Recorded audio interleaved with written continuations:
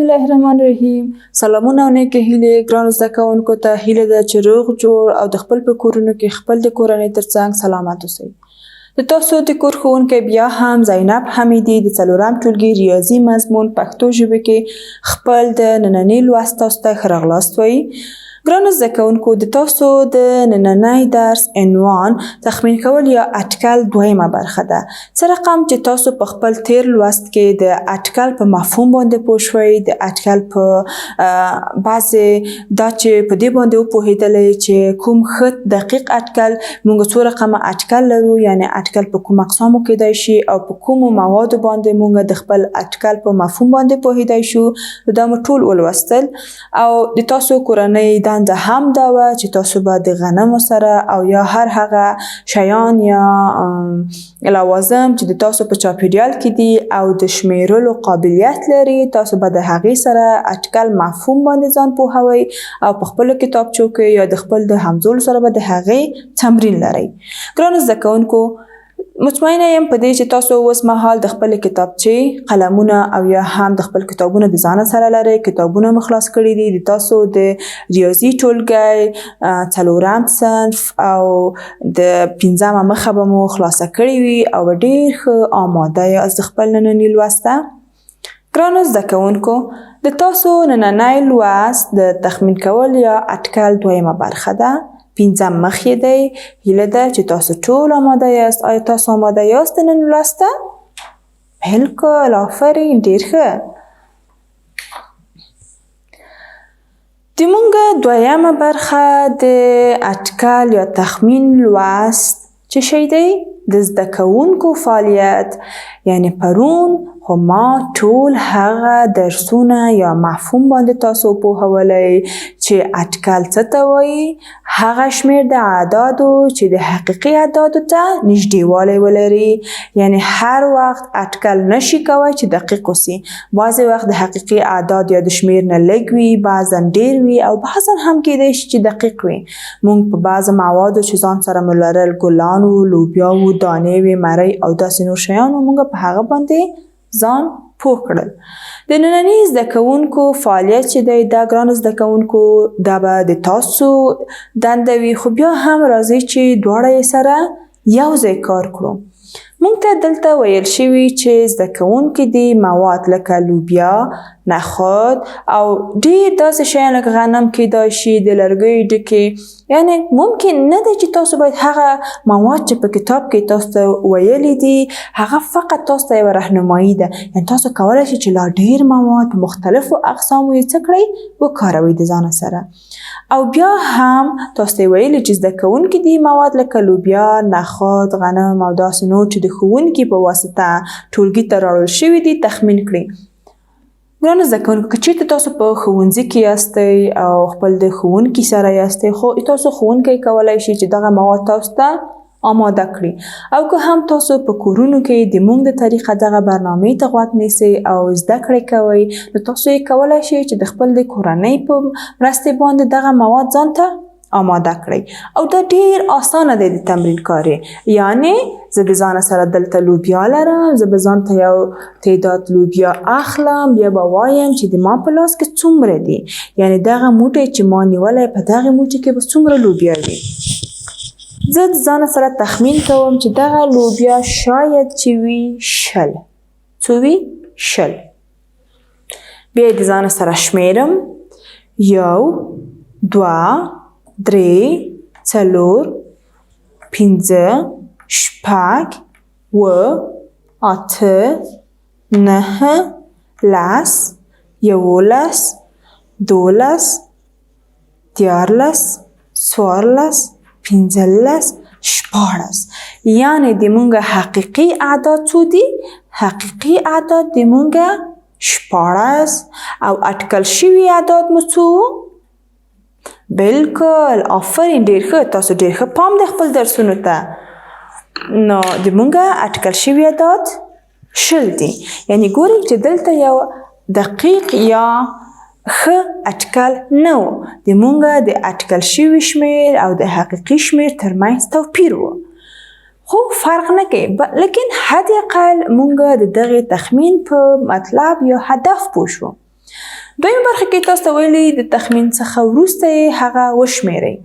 یعنی مونږ وکړل، ما یو موټی ځان ته راواخیسته، په موټي کې مې لوبیا ونیول، ما دا اټکل کړل یا تخمین کړل، ما ویل چې دا به 10 دانې وي.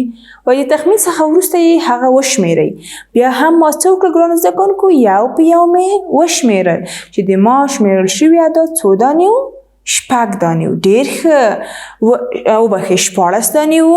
دغه اعداد چې 14 دانې وو، اوس یې مونږ ته ویل چې په 3م قدم کې د مونږ کار څه شی دی؟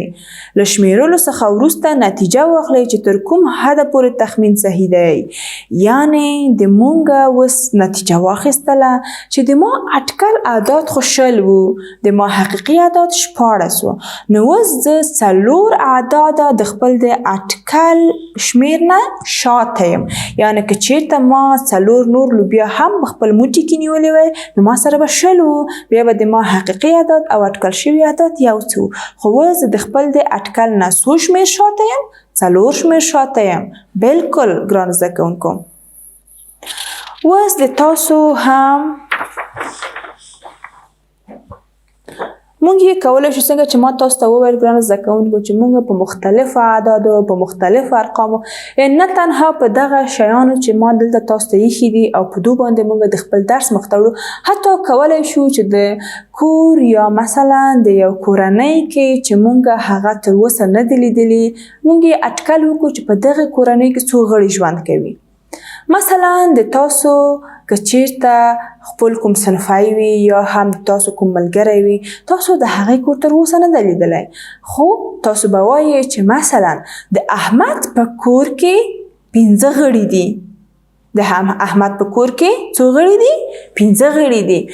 دغه به تاسو چې کله احمد سره وینئ، د احمد نه پوښتنه کوئ چې احمد جانه د تاسو په کور کې څو غړي دي؟ یعنې تاسو مور جان، پلار جان، خویندې، وروڼه ټول څو غړي یاستئ تاسو په فامیل کې؟ نو هغه به تاته وایي چې د ما په کور کې 6 غړي دي. نو ګوري د تاسو اټکل شوی نمبر د یو کورنۍ د غړي په هکله باندې 15 وو. حقیقي عدد د هغې کورنۍ په هکله باندې 6 وو. یعنې تاسو خپل اټکل یا تخمین یو شمیر کم ویلی دی. دې ته مونږ وایو ښه تخمین، ځکه چې حقیقت ته نږدېوالی لري. نو همدا مهال لکه ډېر نور شیان دي چې موږ په خپل چاپیریال کې ګورو، په خپلو شاوخوا یې ګورو او موږ کولی شو چې په هغې باندې خپل تخمین وکړو یا یې هم اټکل کړو. ارزونه بیا هم د دې لپاره ګرانو زده کوونکو چې زه پر دې اطمینان حاصله کړم چې تاسو وکولی شو چې د خپل دغه درس په پوره توګه سره ولولئ یا هم زده کړي دي. نو راځئ چې بعضې سوالونه کوو یو د بل نه، او په همدغه د سوالونو په مرستې باندې به موږ پوهیږو چې چېرته د ما زده کوونکو دغه درسونه لوستي دي او که نه. او که چیرې دوی لاړ شي خپل ښوونځي ته او ښوونکي د دوی نه پوښتنه وکړي د نږدې نه، نو دوی کولی شي چې په امتحان کې د دغه سوالونو ځوابونه ورکړي او هم په ډیره بریالي توګه باندې د خپل د ننني درس هدف واخلي. ګرانو زده کوونکو، موږ ته یې ویل شوي څنګه چې تاسو د خپل کتابونو د ځان سره حتما وسلرئ، او د تاسو د کتابونو په 5مه برخه کې ویلي دي چې ښاغلي ښوونکي دې خپل ځان ډاډه کړي چې زده کوونکو د تخمین کولو مهارت چې حقیقت ته نږدې وي تر کوم حده پورې لاسته راوړي دي. بحثاً ګرانو زده کوونکو، موږ چې کله یو څه ته وګورو نو موږ ویلی شو چې دغه به دومره وي. یعنې که زه چېرته دلته د غوږونو ډکي ولرم، زه وایم چې دغه د غوږونو ډکي به ټول څو دانې وي دي ما سره؟ تاسو یې ټول په ښه توګه ګورئ. تاسو سره که چېرته د غوږونو ډکي نشته، تنها د لرګیو په ډکي باندې هم کولی شئ چې د خپل دغه مثال د ځان سره تمرین کړئ. زه وایم چې د ما دغه د غوږونو ډکي 10 دانې دي. یعنې ما د دې دغه تعداد یا کوم مقدار چې ما دلته د ځان سره لرم، زه د دې د روی دغه اټکل کوم یا تخمین کوم چې د دې تعداد به 10 دانې وي. خو چې کله زه دا وشمېرم، کیدای شي چې دغه د ما اټکل د حقیقي اعدادو نه یا کم وي یا ډېر وي، او یا هم ممکن چې دقیق اعداد ما اټکل کړي وي. یعنې دا لازمه نه ده چې د موږ اټکل باید هر مهال دقیق وي، ممکن چې کم یا ډېر وي. خو دا ډېر زښته مهمه ده چې د موږ اټکل د حقیقي اعدادو ته ډېر زیات نږدېوالی ولري، که نه په بل مخ باندې موږ بیا نشو ویلی چې د موږ اټکل سم دی. سمه ده؟ نو تاسو هم د ځان سره په مختلفو ډولونو باندې دغه کار کولی شئ او هم نور تمرینات هم لرلی شئ. اوس یې موږ ته ویلي چې آیا زده کوونکي کولی شي مختلف شیان له شمیرلو او اندازه کولو څخه مخکې تخمین کړي؟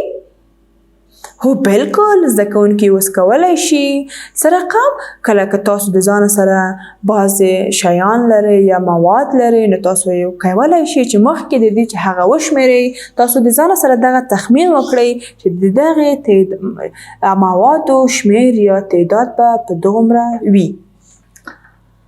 ما د ځان سره دلته بعضې ډېر ښایسته شیان راوړي دي. ګرانو زده کوونکو هیڅ مهمه نه ده، زه بیا هم تکراروم چې دغه عیناً موادو کې تاسو باید تمرین وکړئ.